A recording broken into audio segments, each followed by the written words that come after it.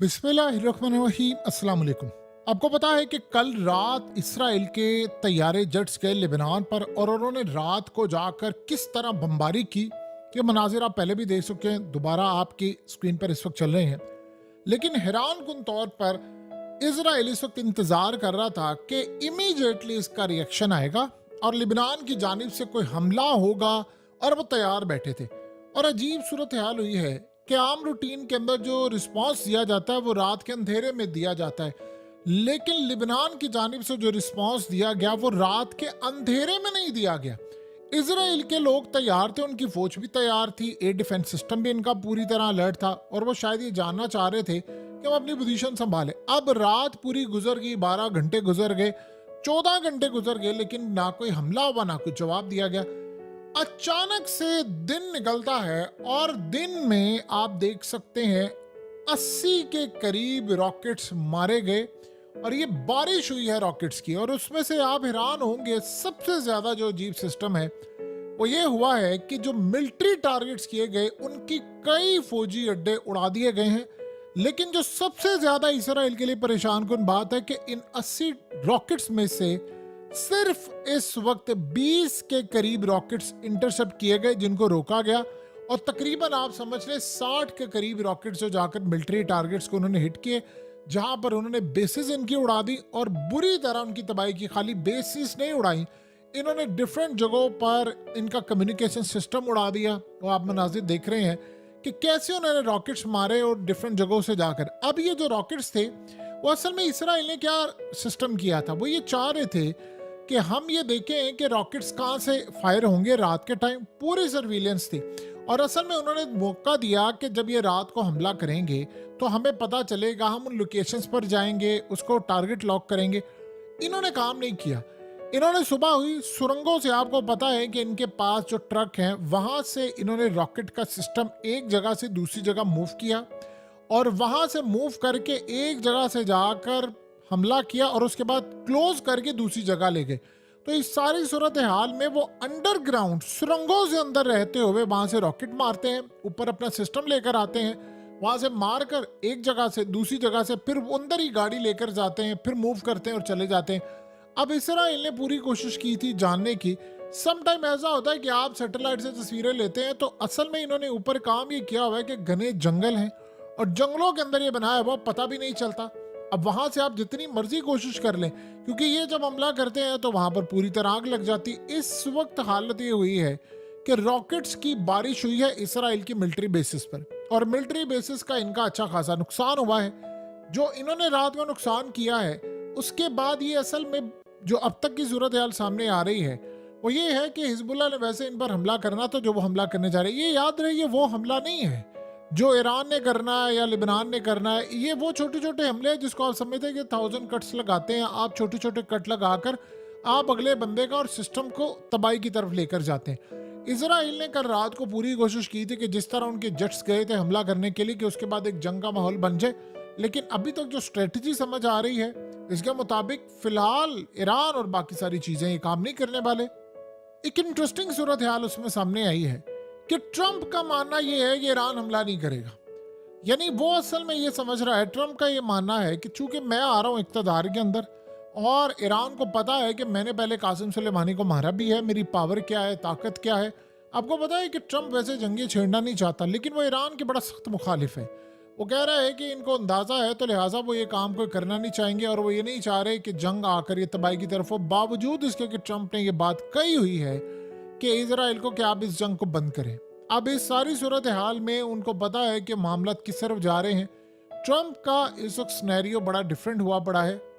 आप ये देखें कि इस वक्त थोड़ा सा नहीं, बहुत बड़ा एक चेंज आया है इसराइल के अंदर। नेतन्याहू जिसकी रेटिंग 3% थी और शायद उसके बाद माइनस में चली गई थी, अब ताज़ा सर्वे के अंदर जब ये हालिया इन्होंने हमला किया है उसके बाद अब ये सर्वे कितना ऑथेंटिक है, क्या सूरत हाल है, वो कह रहे हैं जी 42% लोगों ने कहा है कि वो नेतन्याहू के साथ खड़े। ऐसी सूरत हाल नहीं है। जाहिर सी बात है वो एक माहौल क्रिएट करे, माहौल इसलिए क्रिएट कर रहे हैं कि अब नेतन्याहू जो फैसले ले उसको ये बताया जाए कि उसके पीछे अवाम खड़ी है। सो लिहाजा इस सारे मामले पर अवाम तो सड़कों पर निकली हुई है, वो तो कह रहे हैं कि जंग बंद करें। आप ये देखें उनकी इकॉनमी कोलैप्स कर गई है। जनरल मोटर्स वालों ने वैसे भी बंदे ले ऑफ कर दिए हैं, पूरी तरह लोग वहाँ से छोड़ कर जा रहे हैं। तो इस सारी सूरत हाल में अब आप ये सोचें कि ये लड़ाई जो हो रही है ये एक दफ़ा मामला, आपको पता है कल रात को इसराइल ने जो हमला किया था ये था बहुत ज़्यादा खतरनाक। सिटी के मिडल में जाकर उन्होंने हमला किया, बड़ी तबाही की, और उसके बाद उन्होंने पैगाम ये दिया कि अब ये हमला करें। वो असल में बार बार इनको कह रहे हैं हम हमला करेंगे, हम टारगेट करेंगे। और ये याद रहे, ईरान पर इन्होंने आज नहीं तो कल दोबारा हमला कर देना है। ईरान चाहे देर कर रहा है, जितनी देर करने की कोशिश कर रहा है, ये उन्होंने आज नहीं तो कल हमला कर देना है। अब इसराइल में बड़ी अजीबोगरीब खबर आई है कि मुसाद का जो चीफ है वो नेतन्याहू से शदीद नाराज है। असल में उसके बारे में खबर ये आई कि वो इस सारे सिनेरियो में नेतन्याहू को इल्ज़ाम दे रहा है कि मुल्क पर जो जंग मुसल्लत है ये बंदा वाहिद जिम्मेदार है। और उसके मुतालिक जो खबर आई वो इजराइल के मीडिया पर आई कि वो शदीद नाराज़ है। वो कह रहा है कि एक बदतरीन जंग जो मैं देख रहा हूँ वो हम पर मुसल्लत होने वाली है, और ये बार बार फोर्स को हुक्म देता है जाकर हमला करो ताकि जंग छिड़ जाए।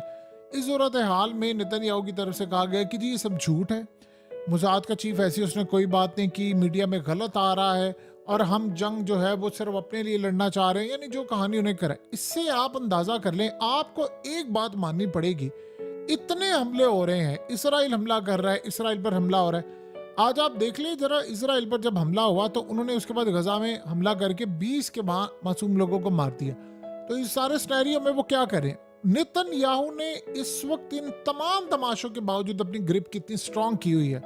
यानी आप ये सोचें कि इतनी बुरी सूरत हाल के बावजूद वो ताकतें चूंकि अब इसके पीछे खड़ी हो गई हैं जो इंटरनेशनल सतह पर सारी चीज़ों को देखती हैं, तो नेतन्याहू को इतना पता चल गया है कि यार अब मेरे हाथ बड़े मजबूत हो चुके हैं।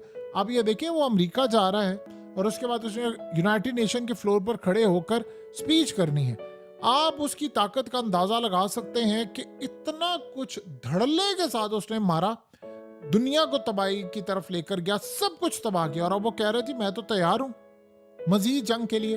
अब ये जो बार बार खबरें निकल कर सामने आती हैं कि जी वो आर्मी चीफ गुस्से में है, वो जी मुसाद का चीफ गुस्से में है, असल में वो खुद ही खबरें बाहर निकाल के मीडिया को देते हैं ताकि एक नैरेटिव दे। लेकिन नेतन्याहू इतना ताकतवर हो चुका है कि वो फौरी तौर पर ही कहता है। अब मिसाल के तौर पर आज आप देखें कि दुनिया के अंदर सबसे अहम बात यह है, सारी बातों को आप छोड़े, ये खबर अहम नहीं है कि जब हिजबुल्लाह ने या लेबनान ने 80 के करीब रॉकेट्स मारे हैं, उनमें से आपके सिस्टम ने सिर्फ 20 डिटेक्ट किए हैं, उनको रोका है, बाकी नहीं रोक पाए।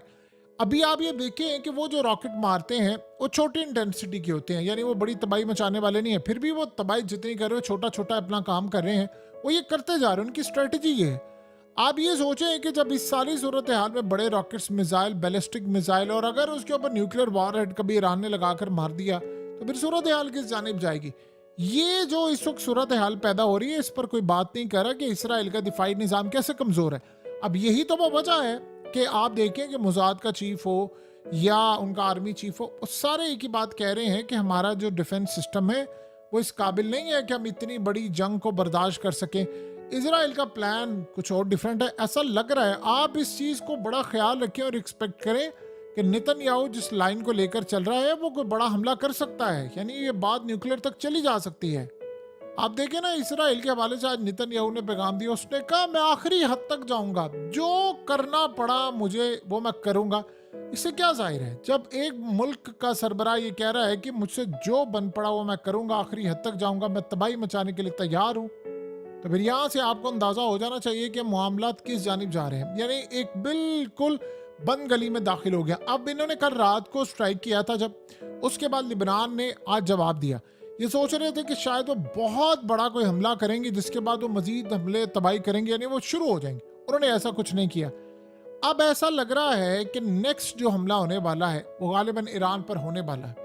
और देखिए आप उसकी ग्राउंड कैसे तैयार हो गई है कि अमेरिका के अंदर ये गुफ्तगू जारी है कि ईरान एटमी ताकत बनने के करीब आ गया, वो बस डिक्लेयर करने वाला है, हमें उसको रोकना है, जल्द अज जल्द रोकना है, टाइम हमारे पास नहीं है।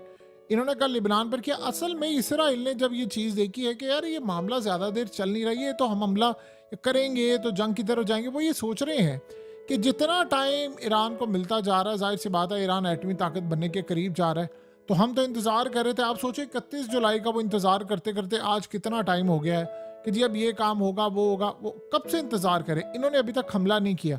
वही कह रहे हैं कि अच्छा ठीक है, इन्होंने हमला नहीं किया तो फिर हम हमला कर देते हैं, हम हमला करने के बाद इन पर तबाही मचा देते हैं, तो ये कौन सी बड़ी रॉकेट साइंस है, हम जाकर ये काम सारा कर देते हैं।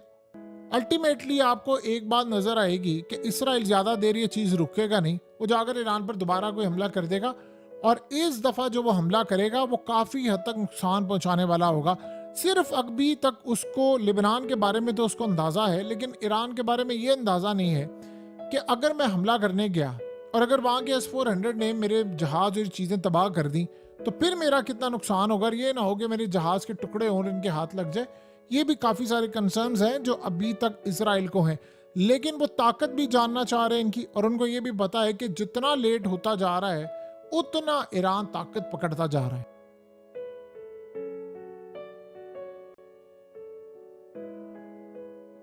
हकीकत टीवी को सब्सक्राइब करना मत भूलें, वीडियो को लाइक करें, शेयर करें और कमेंट सेक्शन में अपनी राय का इजहार जरूर करें।